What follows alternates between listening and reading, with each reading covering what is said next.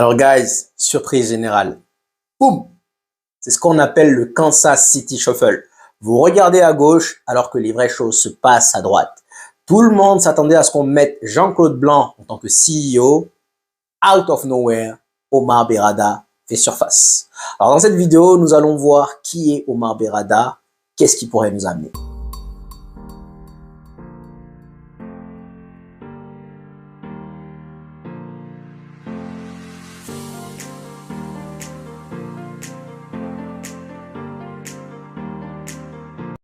Alors guys, déjà, deux choses à vous annoncer. Numéro 1, je me marie ce samedi 27 janvier. C'est la raison pour laquelle je me fais un peu rare ces derniers temps, à courir à gauche à droite, vous comprenez. Numéro 2, juste après, je compte aller m'installer à Bamako pour 2 mois, 3 mois, voire plus. Cela va dépendre des opportunités. Conclusion, si vous êtes à Bamako, il y a moyen qu'on se capte. On referme les parenthèses. Alors guys, qui est Omar Berrada? Alors déjà, j'ai envie de vous dire masterclass, wonderful. Sincèrement, masterclass. Pourquoi? Parce qu'il n'y a eu aucune spéculation, aucun bruit. C'est venu de nulle part. Boum! Surprise. Tout le monde s'attendait à ce qu'on mette du jour au lendemain Jean-Claude Blanc. D'ailleurs, j'avais fait énormément de recherches sur lui. Je me suis dit, c'était la bonne personne. Et là, out of nowhere, Omar Berrada. Boum! La première chose qu'il faut mentionner sur Omar Berrada, c'est qu'il était le directeur sportif de Manchester City, voisin bruyant, ennemi juré. Alors la question est, quel est votre ressenti par rapport à cela? Personnellement, du moment qu'il est compétent, moi ça me fait ni chaud ni froid. C'est un peu comme si on volait Kevin De Bruyne pour le mettre chez nous. C'est juste que là, ce n'est pas sur l'aspect sportif, mais bel et bien dans l'organigramme de Manchester United. Ensuite, il faut préciser qu'avant Manchester City, il était à Barcelone de 2004 à 2011, soit 7 ans, et il s'occupait des sponsors. Pas étonnant que les Glazers n'ont pas mis leur droit de veto par rapport à sa venue. Donc c'est quelqu'un, normalement, déjà habitué au grand club, 7 ans à Barcelone, 2011 à aujourd'hui, quasiment 13 ans à Manchester City. Donc il y a quand même pas mal d'expérience. Mais, chose qu'il faut souligner, c'est qu'à City, il n'était pas uniquement le directeur sportif de City, mais également de 12 autres clubs, de tout ce qui est City Club en réalité. Et je vais vous les mentionner. Donc, il y avait Manchester City, New York City, Melbourne City, Yokohama City, Girona en Espagne, Sichuan, Mumbai, Lommel, Esperance Sporting, Palermo, Bahia. Il y avait 12 autres clubs. Donc, c'est déjà une tâche de s'occuper de Manchester City, mais c'en a une autre de s'occuper de 12 autres clubs. Mais il y a une chose quand même que j'aimerais bien souligner, c'est qu'être directeur sportif à Manchester City et être directeur sportif à Manchester United, c'est 2 mondes d'écart. C'est 2 choses complètement différentes. Parce que c'est une chose d'être compétent quand tout fonctionne bien, tout roule bien, et c'en a une autre d'être compétent quand c'est le chaos. United et City, c'est 2 mondes d'écart. Mais par rapport à ce qu'on entend, on a l'impression que bientôt Ashworth sera le directeur sportif. En tout cas, c'est ce que l'on pense. Mais il était aussi pressenti pour être le nouveau CEO de Manchester City. C'est-à-dire dans le cas où le CEO actuel, Texi je crois, quittait Manchester City, c'était lui qui allait le remplacer. Manchester United l'a joué en mode malin, sont venus le voir et lui ont dit, écoute, pourquoi pas ne pas être CEO maintenant. Donc encore une fois, show me your friend, I'll tell you your future. Si vous vous entourez de bonnes personnes compétentes de A à Z, d'en haut jusqu'en bas, il ne devrait pas avoir de problème. J'ai écouté un peu quelques interviews d'Omar Berrada et selon lui, il y a 3 choses qui caractérisent un leader. La première, c'est savoir véhiculer une vision, chose que j'approuve totalement. Si tu n'arrives pas à faire passer le message de ce que tu veux, de ce que tu veux aboutir, de là où tu veux aller, tu n'es pas un bon leader. Donc ça, j'approuve totalement. Numéro 1. Donc, véhiculer une vision claire à son équipe. Numéro 2, montrer l'exemple. C'est-à-dire que tu n'es pas là en tant que chef pour dire fais ceci, fais cela, fais cela. C'est-à-dire à ton niveau, tu dois être exemplaire. Ça, je salue également. C'est important d'écouter les interviews parfois parce que ça vous donne le ton. Ça vous explique comment la personne pense et comment est-ce qu'elle souhaite réaliser ses objectifs. Donc, numéro 2, c'est montrer l'exemple. Tu dois être le premier sur la ligne, être le premier soldat. Et enfin, numéro 3, savoir s'entourer et savoir collaborer. Chose que j'approuve totalement. Je ne sais pas si ce sera le même ordre que je vais utiliser, mais en tout cas, je confirme que ce sont 3 caractéristiques essentielles, très importantes pour être un leader. Donc j'ai écouté un peu quelques interviews et en fait il expliquait que la chose la plus difficile qu'il avait dans ce rôle de directeur sportif, c'est de trouver l'équilibre, trouver la balance entre l'aspect business et l'aspect sportif. Déjà, il faut comprendre que dans chaque société, on parle de directeur. Le directeur est tout en haut et juste en bas, il y a plusieurs autres directeurs. Directeur commercial, directeur financier, directeur de recrutement, directeur technique et ainsi de suite. Le directeur qui est tout en haut, il est forcément plus compétent dans un domaine plus que dans un autre. C'est-à-dire qu'on ne peut pas être equal partout.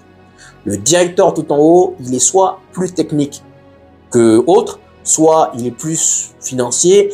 Maintenant, ça vous donne le ton. Ça vous donne le ton de là où vous voulez aller. Si vous avez par exemple un directeur tout en haut qui est beaucoup plus sportif, c'est-à-dire que vous voulez vraiment arranger côté sport. Si vous avez un directeur qui est beaucoup plus calé en termes de finances, c'est-à-dire que ce qui vous intéresse le plus, c'est l'argent, c'est le money. Et si vous avez un directeur technique, c'est tout ce qui est difficulté, tout ce qui est paramètres à prendre en compte. C'est là que vous faites affaire à ce genre de personnes. Donc là, pour moi, selon le profil, 7 ans à Barcelone, où il s'occupait des sponsors, je dirais que c'est, j'ai pas envie de le qualifier comme ça, mais je dirais que c'est dans la même branche qu'Ed Woodward. C'est juste que lui, il est dans le domaine quand même depuis bien longtemps. Parce que Ed Woodward, rappelons-le, c'était quelqu'un qui était calé en termes de finances. Je pense que Omar Berrada est dans la même position. C'est juste que là, lui, ça fait quasiment 20 ans, 2004 à 2024, qu'il est dans le domaine et qu'il était aussi directeur sportif de Manchester City. Donc ça, c'est un point important. Je pense qu'il est beaucoup plus calé dans les finances, mais ça ne veut pas dire que ça sera quelqu'un qu'on va prendre à la légère. Moi, j'aurais opté pour Jean-Claude Blanc. Pourquoi? Parce que vu ce qu'il a fait à la Juve, c'était un profil, justement, la Juve était reléguée. Ramener la Juve au sommet, après être relégué, ça c'est fort. J'ai pas suivi un peu ce qu'il a fait après niveau PSG, mais la partie Juventus, moi, ça me plaisait énormément. Donc moi, j'aurais plus opté pour Jean-Claude Blanc. Mais c'est pas grave. Je pense que 20 ans d'expérience, ce n'est pas à négliger non plus. Ensuite, j'ai regardé un entretien, donc ils étaient lui, c'était que 2, donc c'est sur la chaîne de Manchester City. Il y avait lui et puis Texi. Texi, donc qui est le CEO, je crois que ça s'appelle Texi, qui est le CEO de Manchester City. Ils étaient en train de parler justement d'organisation, de vision. Et ils étaient en train d'échanger sur plusieurs points, notamment les salaires. Il expliquait donc qu'en fait, que quand tu gagnes, il faut réussir à continuer à gagner. Ça, c'est une chose très importante. Mais aussi, il ne faut pas commencer à gâter tes joueurs en disant que, écoute, parce que vous gagnez, on va commencer à jeter l'argent par la fenêtre. Allez, prends ça. Il faut aussi savoir maintenir l'équilibre des salaires. Chose, sincèrement, qu'il faut reconnaître, City fait à merveille. Même si City est en train de gagner depuis beaucoup d'années, ils sont capables de ne jamais, même quand il y a un joueur, je crois en dehors de Grealish, 120 millions, je crois que c'est le seul joueur, corrigez-moi si je me trompe, mais je pense que c'est le seul joueur qui a dépassé les 100 millions. City, généralement, ils arrivent, ils te disent 60, tu ne veux pas, ils passent à autre chose. C'est Manchester United qui n'a pas d'autre argument, qui arrive, bam, allez, viens, on va te donner 13, 15 millions, 16 millions, 17 millions. Donc pendant cet entretien, ils étaient en train de parler, donc ils ont parlé de blessures. Ça, c'est un aspect très important. Pourquoi? Parce que je vous ai déjà dit ça, même ici, nous, on va chercher les joueurs, on ne fait aucune enquête. Rien, nada. Je prends l'exemple d'Eric Bailly. Eric Bailly a connu 2 grosses blessures avant de rejoindre Manchester United. Donc, on n'a pas fait nos devoirs. Il est arrivé, blessure sur blessure, sur blessure, sur blessure, sur blessure. Et après, on se pose des questions. Il n'y a jamais de hasard. Cavani, c'est pareil. Il est arrivé, quand il était au PSG, il se blessait régulièrement. Et il y en a plein d'autres comme ça. On va chercher les joueurs juste sur le nom. Il y a un autre aspect sur lequel Woodward, Richards jouait, c'est parfois il ne connaissait même pas le joueur, il ne connaissait pas son historique, mais du moment où Manchester City, Real de Madrid, Barcelone ou un autre grand club le voulait, tout de suite cela signifiait que c'était un grand joueur. Tout de suite il fallait l'attaquer. Donc on était prêt à surenchérir parce qu'on était toujours à la ramasse, toujours en retard. Donc tout ce qui est blessure, il parlait des joueurs justement dont leur contrat allait expirer dans 6 mois. Je crois qu'au moment où ils font la vidéo, on était à peu près en janvier. Il parlait des joueurs dont leur contrat allait expirer dans 6 mois et voire même plus loin, des joueurs dont leur contrat allait expirer dans 1 an et demi. Et en fait, il expliquait que justement, sur le fait que, et là, il a mentionné Pogba, qui était libre. Donc ça, je pense que la vidéo, ils l'ont faite il y a 2 ans, je crois. Il expliquait que justement, si aujourd'hui, il n'y a aucun grand club et que même le club où il est n'est pas forcément prêt à vouloir le garder, c'est que le joueur qui sera libéré dans 6 mois ne sera pas forcément un bon signe, une bonne nouvelle.